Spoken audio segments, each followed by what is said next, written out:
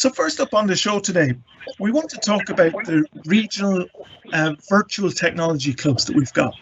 So they're happening all around the regions, all around Ireland. And I'm delighted to welcome NCBI Labs technology trainer Brian Manning to talk about them. You're very welcome, Brian. Brian, I think you're on mute at the moment. If you'd like to unmute. There we go. You know, Jude? I can hear you now. How's things down in Cork? Perfect. We're doing very. It's a beautiful sunny day here in Cork, as always it is. But yeah, I mean the technology clubs. The initial idea for the technology clubs, Jude, came about with the whole start of the coronavirus, with the whole COVID emergency, and I suppose we needed to kind of we needed to innovate and to think out of the box and to come up with new ways to connect with the people that we would have traditionally met with one-to-one. So initially we came up with the idea for setting up, I suppose, peer support groups using technology, and then obviously it just developed from there, and the national progression would have been to set up these technology clubs. So we partnered with our colleagues in the advocacy office in NCBI, and we have a network of advocates in the various regions as well. So we got them on board, and the idea was that we would set up these technology clubs, as I say, in partnership with our advocacy colleagues, and we set them up, I said, from maybe the middle of March. And they have been going really, really well. There is one in all of our regional offices, all of our regions would have a technology club, and we meet every Wednesday at 12 o'clock. And the idea would be that the reason why we would meet at the same time was that no matter where you are in Ireland, if you're registered with NCBI or you want to get involved with NCBI, that there is a technology club offering at the same time every week, 12 o'clock on a Wednesday, and they really have been working really, really well, I think. Very good. So just tell us a little bit about what's involved then. So if somebody was going to attend one of these groups, how long would it go on for? What sort of subjects are talked about? Well, again, it's very, very much participant-led. So what we would discuss would be like in the group here on Cork and Kerry. Like, I mean, I would throw it out at the end of every week. Okay, lads, what are we doing next week? And invariably, someone has some suggestion of an app or a piece of technology that they want to discuss. And again, the idea is that it's partnership-led to the extent that the participants would actually lead presentations as well. I mean, I might be the facilitator, we'll say, and I do sometimes lead the discussion, or I would kind of, maybe carry out a presentation on a particular piece of technology or on a technological area. But the idea would be really that the people involved would actually do the presentations themselves. So, for example, last week now we had in the Cork Kerry Technology Club, we had a discussion on the new accessibility features of iOS 14, and we had a presentation on Bluetooth speakers for your iPhones. Tomorrow now, we're having a discussion on Halo, I think it's called actually. This is an example of as to how these things work. I'm the facilitator of the program, but I don't know what Halo is. But one of the ladies, one of the participants, is actually going to give us a presentation on it, and then we have another club participant who's going to give us a presentation tomorrow. I think it's on Bluetooth headphones. So again, that's just an example of how this works. So that kind of allows for quite a lot of flexibility, you'd imagine. It's not sort of one person just deciding a set program. It's kind of everybody has a voice, so to speak. Well, it ideally works where everyone has that voice and everyone gets the opportunity to present. Now, having said that, Jude, and I'm very conscious of this, there's no one forced to present. Some people just like to get involved and to listen and to consume or absorb the information. We very much are conscious of that, and that's okay as well. But if you have a piece of technology, and if you're confident enough, and if you want to lead the group or lead the presentation, then we're very much open to that. That's really good. So roughly how many people are we talking about, Brian, at each one of these groups? Well, I tell you, the Dublin people are getting a bit out of hand as they normally tend to, and like there's something like 13 or 14 people in the club in Dublin at the moment. Now, I think that's kind of you're pretty much shaking the borders at that stage, because I think, like, again, the idea is that everyone gets a chance to contribute, and if you've too many people, then you might have too many people trying to get in at the one time. Ideally, I think it works best with 8 or 10 people, but it has been working quite successfully with the 12 or 13 in Dublin. Again, in the Cork Kerry group, we have 9. And it works well, and everyone gets their chance to have their spake, and it works good. So if there's some of the technology groups, if they are kind of at their maximum at the moment, and there's people who are interested in joining, are they still able to join up? They are still able to, yeah. And I mean, because these groups, first of all, the advantage to these groups is that they're virtual. So, for example, Limerick might have, 5 or 6, and Cork might have 8 or 9, Dublin has 12 or 13. There is every opportunity for you to join. So, for example, if you have a friend who's in Limerick and you're living in Dublin, you can't join the Limerick group because it's virtual, because you know the people involved there anyway, Yeah. So there is that flexibility in it. Plus, obviously, we have the flexibility where we can say, okay, it's only in the one region, and we're at our max for that particular club. So we can organise the club to work at 11 o'clock on a Wednesday instead, where we just set up a second group. It breaks the principle where everyone is at the one time, is at a club at the one time. But again, having said all of that, there's flexibility in everything. Yeah, absolutely. And if it's something that people want, then it's absolutely able to. And it's great that NCBI can make this offering to people as well. And again, this is something that I think can be expanded. It's something that we looked at initially as well. Yeah. And I mean, like, if we can give the model of the technology club as a good practicing model of something that's working, then why not extend it? Why not maybe have, NCBI, having virtual fitness and health and mindfulness clubs and stuff like that. Like, so it's something that we can. Are you going to lead those as well, Brian? I'm full of mindfulness, Jude, as you may know. But no, it is something that we could definitely explore. And again, we can use the technology club model as something that we can go forward with. Yeah, absolutely. Yeah, very good. Thanks for that, Brian. Maybe if you stay on the line with us for a moment, because we're going to just kind of shift focus for a moment. We've got some of the participants of the technology clubs around the country with us as well. So we're delighted to have the panel there. And Brian, if you've any kind of queries as we're talking as well, if you want to jump in, by all means do. But maybe first of all, we can introduce Shane O'Malley. Shane, you're down in County Clare, I believe. I am indeed, yeah. Very good. So can you just give us a little bit of your background, Shane? Maybe just a little bit about maybe your sight loss and your general interest in technology, first of all. I had an accident in 2012, so I went from being fully sighted to being blind basically straight away. So, but I was always very interested in technology and stuff like that. And I'd say, I suppose the easiest way to look at it is I picked, I didn't pick it, but the best time to become kind of blind, because it was just at the starting launch of Apple launching VoiceOver. Yeah. So that was in 2012, so I suppose must have made a big impact. What got me, huge impact. That's what really kind of got me into the Apple ecosystem. Yeah. Because they're the only ones that kind of work. They work perfectly as is. Yeah, they've definitely impressed a lot of people, I think, out there. So what was it? Obviously, that kind of, you have a little bit of a background with the technology there and using it for sight loss. But what was it that kind of got you involved with the technology clubs? What appealed to you about the regional technology clubs?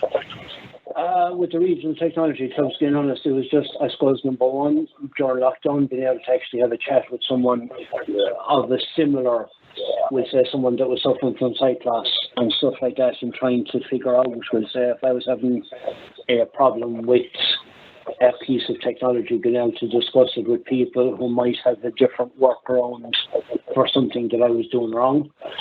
But also, not only that, but also stuff that I might know that might be of benefit to other people there's no point in holding on to the information for myself. If it can be given out and help other people who are having problems, we might as well do that, because we're all kind of in the one boat. Yeah. And do you find that the format of the technology clubs works for that very well? Oh yeah, it does, because, and especially with I'm in the Limerick Club now, but especially it's a case like it can either work, we'll say we might pick a topic last Wednesday, but then when we log in this Wednesday coming, we could have decided, oh, listen, that's not working, can we talk about this problem I'm having at the moment? And like, it is a huge benefit, because it takes the onus off yourself in trying to figure out what is wrong or what you're doing wrong. And even just talking about it to other people actually does. You might not actually get an answer, but you might figure out what you're doing wrong by just saying it out to other people. Yeah, very good. Yeah, and that kind of is sort of what Brian was highlighting there as well, with the flexibility of the groups. Kind of lets you get what you need out of the group as well, which is great. It does, because, and especially there with the flexibility, it's like you could end up talking about a Braille typewriter or whatever, and next thing, or a Braille keyboard, and next thing you'd be talking about the weather and just having a general chat. Yeah, absolutely, which you kind of need as well sometimes, and it actually makes the learning environment kind of easier, doesn't it? Because if you're wanting, you still pick up an awful lot in terms of the technology discussion, but it's kind of more natural that way as well, I guess. Yeah, you're right there as well, Shane. It's great. Like the pair element of these things is fantastic, where you have the opportunity, or you have a forum where you can just have a general discussion with people as well, and it can start very, very spontaneously, as you say, Braille.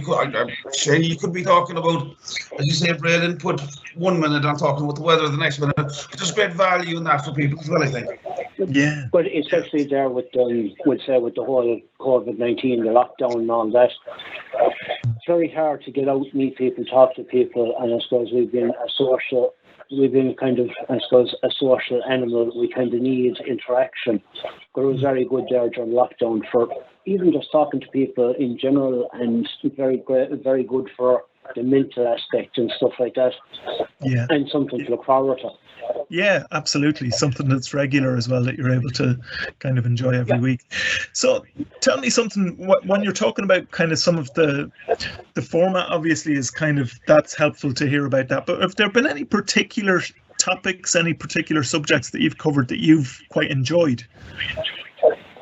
Oh, being honest, anything technology-wise, I'd be very interested in. But I know there we've talked a bit, because I've never used Zoom before. Right. And basically, Mara, which would be one of our, the leader of the group, Mara gave us basically a tutorial on Zoom and all that, and it's made life very easy to figure out how to use it and stuff like that. Because other than that, never had the inkling of Zoom, never used it, didn't know the button layout or anything. Yeah. But between Mara and Celeste, they really they made it easy to use and easy to figure out. Excellent. Yeah, that's really good, because that's something that so many people have needed to know, how to use video conferencing apps and programs and all that sort of thing over the last 6 months or so. So very practical. Yeah, very good. Yeah, I'd never used Microsoft Teams up until the lockdown. Yeah. And like, it was a major learning curve logging into the first technology club, but then you could kind of say, Colette was there to say, Shane, you're on mute, hit the button, bottom left-hand corner of the screen. Yeah. Somebody and kind that of actually made life easier. Yeah. And I guess that's something as well, that actually that opens up all sorts of new possibilities. It might be the virtual technology clubs that gets you into doing some of these meetings online and using Teams and using Zoom and all those sort of things, but actually it opens up all sorts of doors when you're able to do that. It does. It makes it good. As you said, it opens up so much more, because like there's times in meetings there that we'll say I should have been involved in, because I didn't actually know how to operate Zoom, and I suppose just hadn't the time to actually kind of delve into it. Yes. You were kind of going, no, actually, all right, I'll get that again. I know Teams. I'll use Teams. Yeah. But then when it was actually explained and kind of you were brought through it on a step-by-step process, it actually made life so much easier. Yeah, very good. Well, thank you very much, Shane. Appreciate your comments there and your input on that. We're going to move across now to Maura Meany. You're in the Limerick group as well, aren't you, Maura? I am indeed, yes, Jude. I'm in the Limerick group as well. I'm living in Shannon, and I suppose a bit of background. I've lived with vision impairment and, incidentally, I suppose hearing impairment since birth. So I suppose I grew up with vision impairment, and I went to school for the blind in Dublin. Yeah. So I suppose over the years I would have dabbled in technology on and off. I would have, I would be a big iPhone user, an iPad user. Because I have, I suppose, about 10% of usable eyesight, I tend to use the visual features of technology quite a bit. Yeah. And in a sense, this was what drove me to, when I heard about the technology clubs, it's what drove me to actually say, okay, this is something that might be good for me. Because I was doing everything visually, I wasn't really learning the shortcut keys or, we'll say, voiceover or how to operate Teams using keypad strokes and those kind of issues. Yeah. So, like for me, I felt that the technology club, I could learn a lot from it and learn how to do things differently, And I suppose technology is kind of the way we're going now. Technology, it's vital for, I think, vision impaired people to have a reasonable handle on technology. Yeah, absolutely.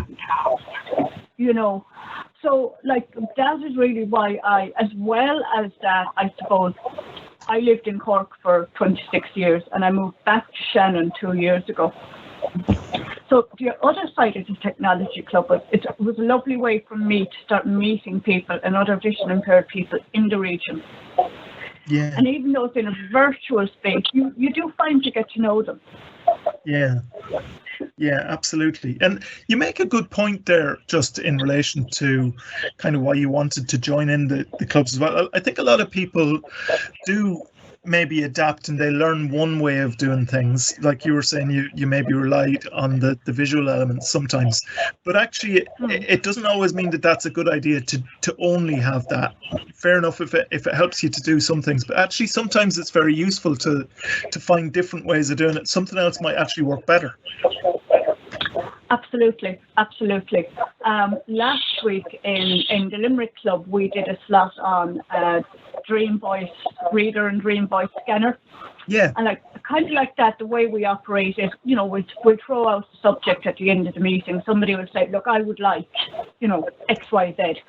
Yeah. So one of the beauties about this has been that I actually volunteered to go and look at the Dream Voice reader and Dream Voice scanner. Yeah. And in so doing, and learning about it and putting a presentation together for the group, I started thinking to myself, this is something I am going to use from now on. Brilliant. This is very good to know, So I think that's the beauty of the technology clubs, that you will hear things that you do a light bulb moment and you say, okay, that's very handy. Yeah. And was there any other kind of topics? You've mentioned a few there, of course. Was there any other ones that you found particularly kind of useful through the last number of months? I suppose we looked a bit at the features of the iPhones as well. Both when I say the zoom feature on the iPhone, the way you can zoom in on the iPhone. That was another one that I took on board, and I use it more than I ever used it now. And on the same day, we did a voiceover presentation as well. So they were very handy, combining the two. And for me, thinking, when I joined the technology club first, and I was saying, okay, I have a vision here. And I think most of the other members of the club were totally blind. And I kind of thought, is this going to work? But it actually works very, very well. You know, being like that, saying, trying to find your way around the problem. You know, how do I do this? You know, how do I zoom in so that I can read that? You know, is there another way of doing it? How could I do it with voiceover? And that's a really good point that you make, because sometimes an awful lot to do with kind of learning the accessibility features and how to get around something is actually a little bit trial and error, problem solving.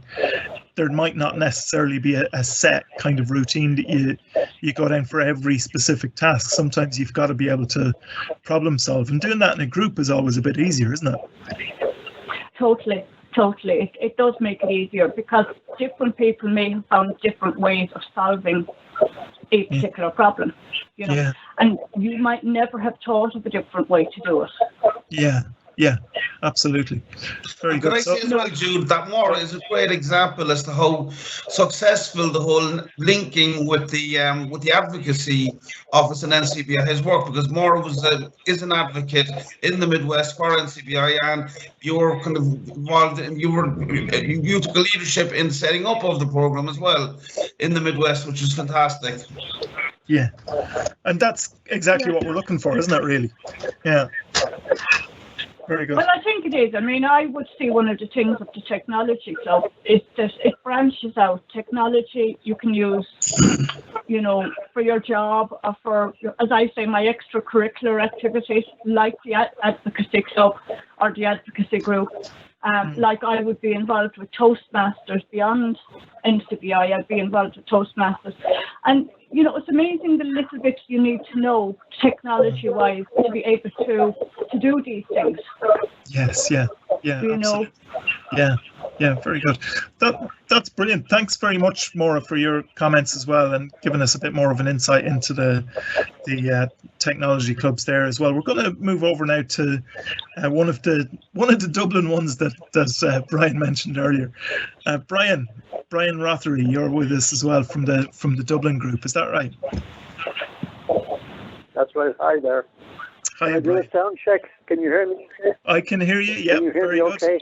Yeah, that's it. That's we great. have you anyway, loud and clear. So, tell us a little bit about yourself, Brian, and just a little bit about the background of your vision loss and your interest in technology as well. Oh, well, I don't know. First of all, my age is very important. I'm 87 next birthday. Wow. And that's important for what I'm going to say to you. Now, I'm also in very good shape. Apparently, my doctor, as of yesterday, said that my latest blood reports showed that I'm in very good shape for my age, which has a bearing on what I'm going to say. Yeah. And I also, apart from being physically well, I also appear to have a certain amount of my cognitive capacity still with me, you know. So me too. I've got a certain amount of it left. Over the last 10 years, I was losing my sight, but I had adequate sight. Yeah. I became a widower, and I'm living in a remote house in County Wexford, and I was doing very well. I was doing volunteer work. I was staying busy. I was highly motivated. And then, bang, 18 months ago, I was actually quite cocky. I was involved with the NCBI in Wexford.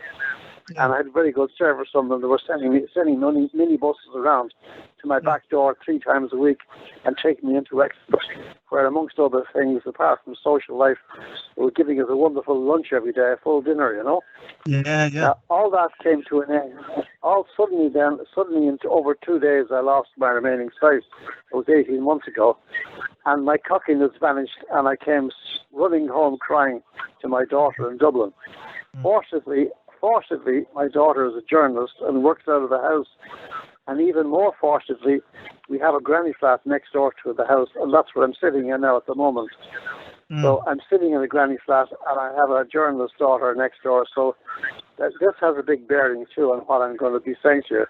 Yeah. Because my background is I'm a retired writer, journalist, and press officer. I was press officer for the organisation that today is called Enterprise Ireland. So I've had a long background in media and writing books, everything, television, broadcasting, and so on, which has a bearing on what I'm going to say.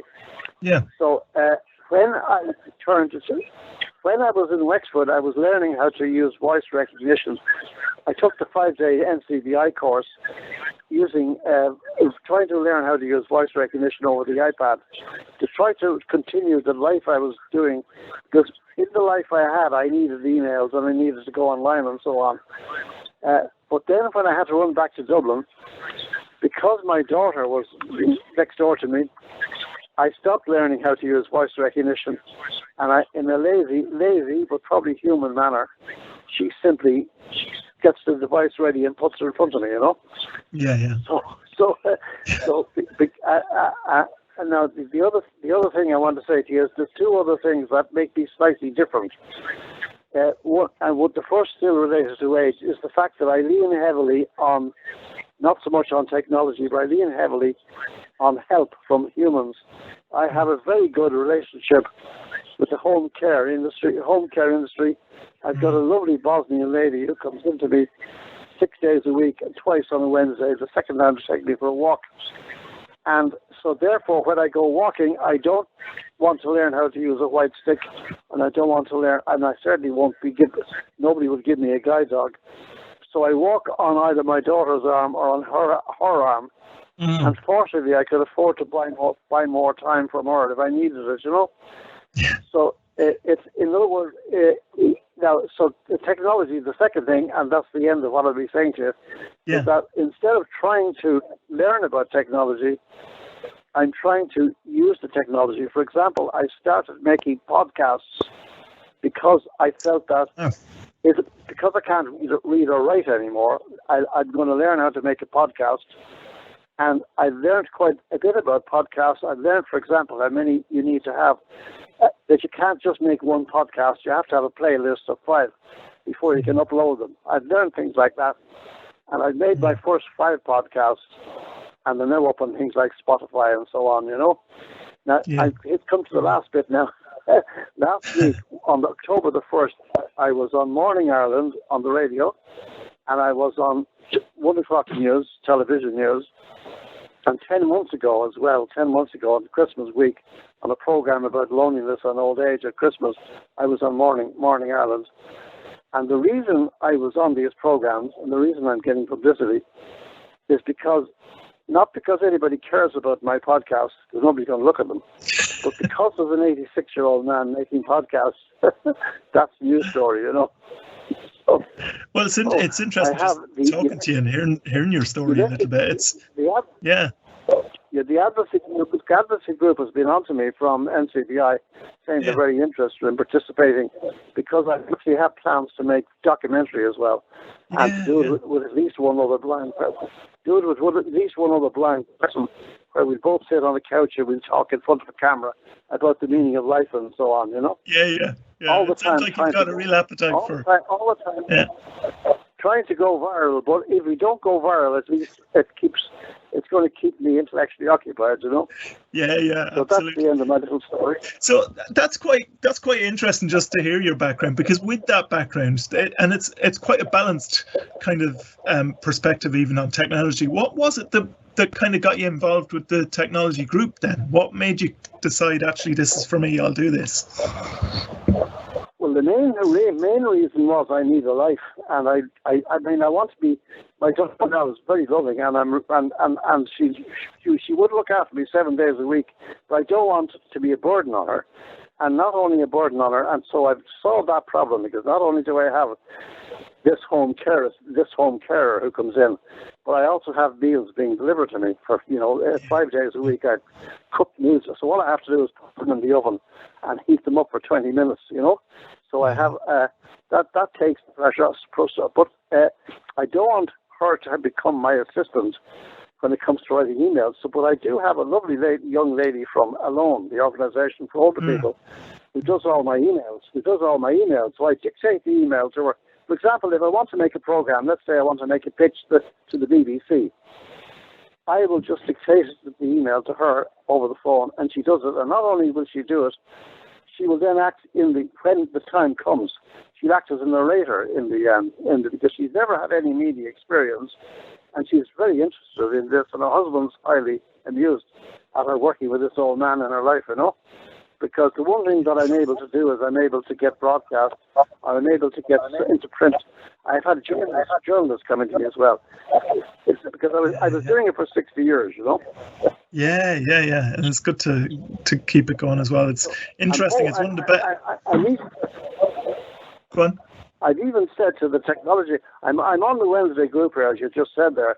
I've even said to them, and we have two very, I don't know whether JP is listening or not, but we have two very good guys, JP and Joe, who are fountains of information and knowledge. I don't think there's ever been a question that Joe hasn't answered. And I kind of keep saying to myself, we could go global with this, you know. Well, we'll edit this out of the finished piece so they don't get too big ahead. But yeah, I'm sure they appreciate the comments. I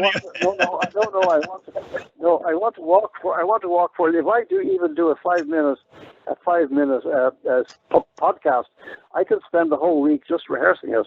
So it means I'm not bored, you know. I loved your answer to your reason for doing the regional technology clubs was because you wanted a life. So there's a great advertisement for the regional technology clubs. They'll give you a life. Yeah, I'm in the book club. I'm in the book club as well, and I was in the morning, the copy morning until they stopped it. You know, with the pandemic. Yeah. So I don't want to be sitting in the darkness on my own, and I don't want to be bothering my daughter all the time.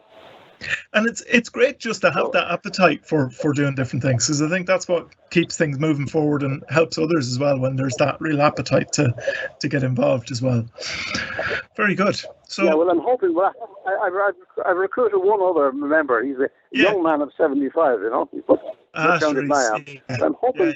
I'm hoping that others will join me in trying to make creative things that we can broadcast or screen. Because the great thing about using the media is you don't have to worry about cameras or anything like that. They come around and they do all the technical work.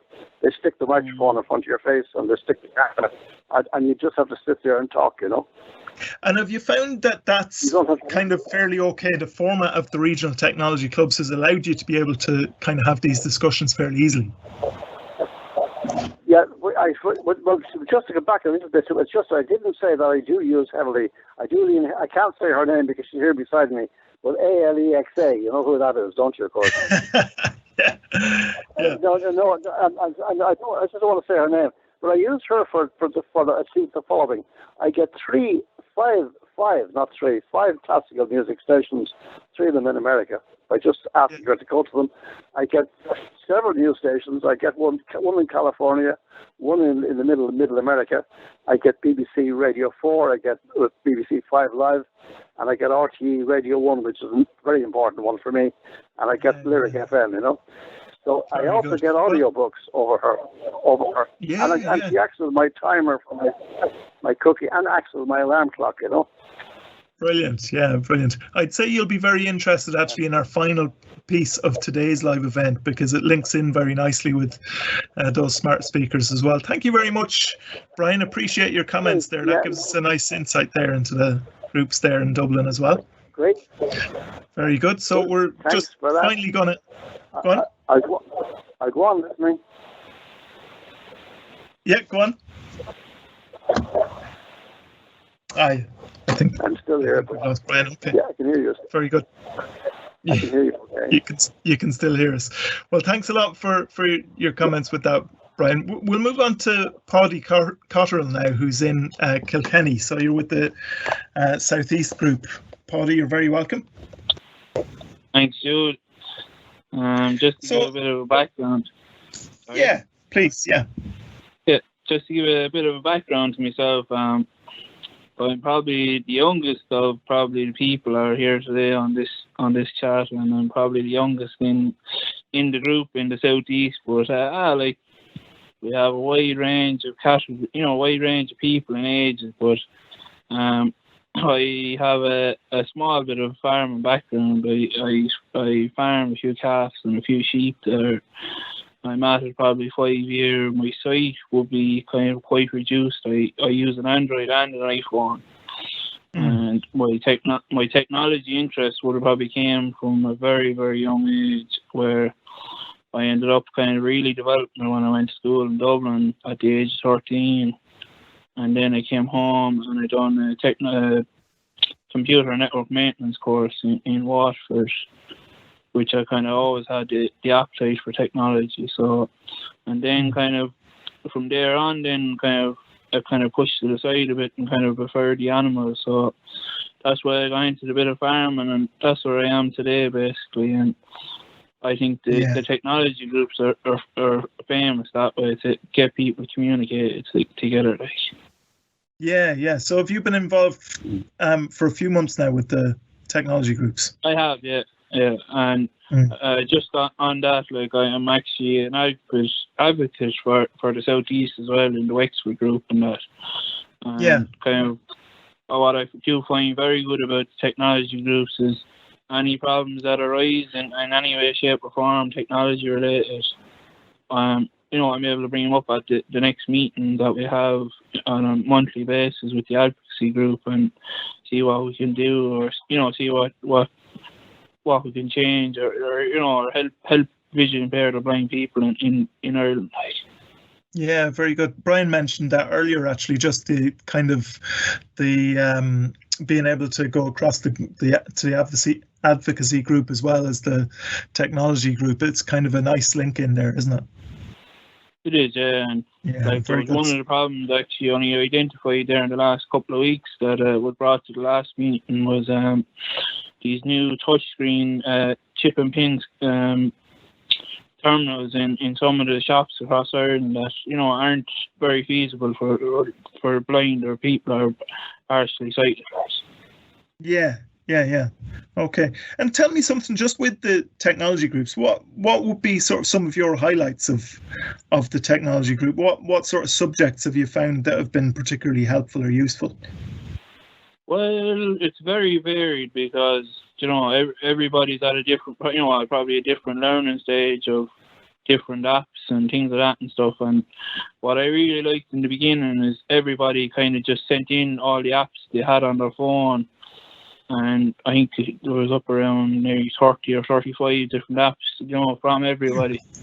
And like some people had them, some people didn't, and then other apps like that I was using, other people didn't have them and that. But what I like about the technology thing is you really get to know people that probably live close enough to you, but yet you don't know they actually live there. And I'm after becoming good friends with a fella that only lives about 6 or 7 miles from me. So, and I find it great that way, that it's really after enhancing people's lives that can't get out and about that. Like it's a great social aspect as well. Yeah, that's brilliant. And just as you say there, just that idea of, like, number one, there's people who are close by that actually maybe you don't know already, but you can get to know. But also that thing of, like you mentioned there, the different apps that people are using. They might be even mainstream apps, but if you're not talking to somebody already who's using them from a low vision perspective or a blind perspective, you don't necessarily know whether they can be used that way. So sometimes just the comparison, just the discussion is enough to be able to keep you quite informed. It is, yeah. And like what I actually like about the group too is no matter what comments, you ask about something or a question that you might think is stupid, the way it is, everybody's kind of in the same boat. They're always learning something new on some form of technology. So no one kind of thinks, oh, it's a stupid question. Just throw it out there, and if someone can help you, they'll help you. And if it comes to a point where someone knows something but is not 100% sure, they might point you in the right direction. Yeah, brilliant. And again, that's a good point to emphasize, because I think sometimes when somebody's hearing about one of these groups, if you're not too confident in your own kind of contribution, or if you feel like maybe others know more, it can inhibit us. But actually, that's a good point to make, that everybody is kind of sharing information. So it's nothing. I think it's a very good point. I think it's also a very good point, Jude, as well, and it's one of the main reasons why the labs trainers, why the regional IT trainers are in these meetings as well. If we do need to go back to someone one-to-one after one of these clubs, then we can do that, and we have the facility to do that, and we can provide the one-on-one training then, or be the one-on-one source of information for anyone that needs stuff afterwards, Yeah, brilliant. Yeah, so it can actually trigger more help if it's needed, more assistance. Absolutely, as well. Yep. Very good. You know, Well, I totally agree there, like on what he's saying, like that it does help when you have someone that you can contact afterwards for a bit of one-on-one help. Yeah, absolutely, and it can kind of just make sure that you get all the information that you need. If you haven't a chance to get it out of the technology club, it might trigger something, but actually you'll be able to follow up on that as well. Very good. Thank you very much, Paddy. Appreciate your comments on that as well, and that's really good just to hear the expressions of all of our panel there, Paddy and Brian and Maura and Shane. Appreciate all your comments on that. Maybe if we can come back to Brian Manning just to finish off here, Brian. If people are interested in attending these regional technology clubs, how do they go about it? What do they need to do? Well, the first thing is, just contact your CRW or contact the IT trainer in your region. We have Colette in the Midwest, and we have yourself up in the West. We have Derek, we have in the Midlands. We have Daniel also kind of working out of the Midlands. We have a new member of staff now, Dennis, and Miriam, who are working out of the Northeast and North Dublin. We have Maureen below in the South, below in the East, and I'm here in Cork and Kerry. So, besides your CRW, they would be your points of contact. And just ring us, email us, contact labs@ncbi.ie, and they'll point you in the right direction for the technology club in your region. And again, don't be stuck on region. These are virtual. So if you do hear of a club and you know someone that's in the club in the West, we'll say, and you want to join them in their technology club, then just contact this, the IT worker in the region where you want to join the club, and you'd be more than welcome. And as I say, and as I think that there is a great value in these clubs, as you'll have heard from the different club participants today. So get involved, and hopefully we'll get lots of new information, but hopefully you'll also make new friends as well. Yeah, brilliant. Thank you very much for that, Brian, and thanks for joining us today to talk about the virtual technology clubs. They're certainly making a big difference to people, and I hope they continue to do really well as well. So thanks very much, Brian.